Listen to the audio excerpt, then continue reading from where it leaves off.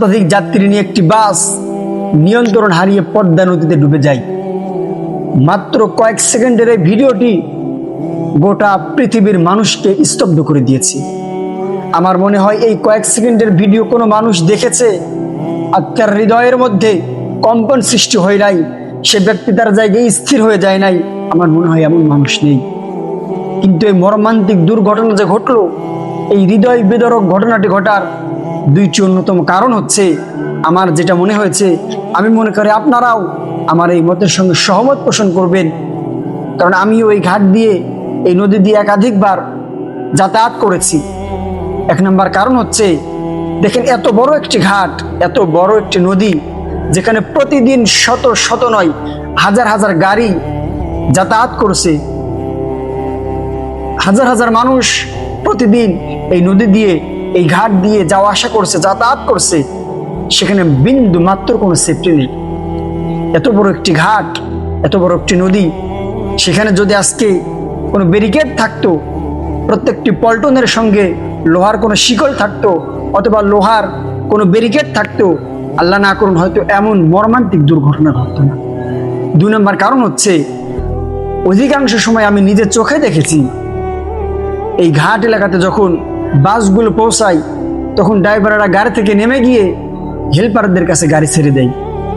হেল্পারদেরকে বলে তুমি গাড়িটা সাইড করো। আমার মনে হয় আজকে যে দুর্ঘটনাটি ঘটেছে, যে হৃদয় বিদারক ঘটনাটি ঘটলো, এটাও এর ব্যতিক্রম ছিল না।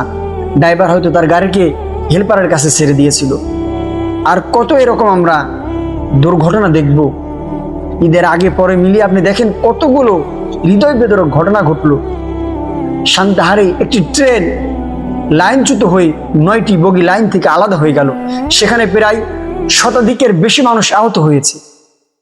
কুমিল্লাতে ট্রেন এবং বাসের সংঘর্ষে কি একটা হৃদয় বিদারক ঘটনা গতকালকে ঘটে গেল, কি এক হৃদয় বিদারক ঘটনা।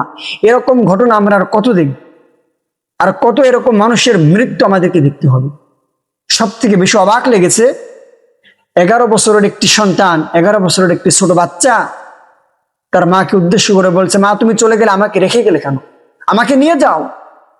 একজন বাবা আর্তনাদ করে বলছে, সাংবাদিকের সামনে আর্তনাদ করে বলছে, আমি কিচ্ছু চাই না, আমি শুধু আমার সন্তানের লাশটা ফিরে পেতে চাই।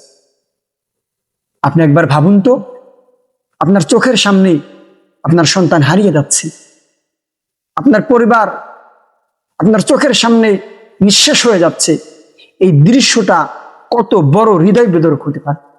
আল্লাহ তাআলার কাছে আমরা দোয়া করি যে এই মানুষগুলো এরকম অ্যাক্সিডেন্ট হয়ে মারা গিয়েছে, আল্লাহ তাআলা যেন প্রত্যেককে শাহাদাতের মৃত্যু দান করেন, এবং যে মানুষগুলো আহত হয়েছে আল্লাহ তাআলা যেন তাদেরকে দ্রুত সুস্থতার নিয়ামত দিয়ে দেন, এবং পরবর্তীতে আমরা যেন এমন কোনো দৃশ্য, আমাদেরকে যেন এমন কোনো দৃশ্য আর দেখতে না হয়। এর জন্য আমি যারা দায়িত্বশীল আছেন তাদের কাছে রিকোয়েস্ট করব, আপনারা এই বিষয়গুলো খুব বেশি গুরুত্ব সহকারে দেখেন।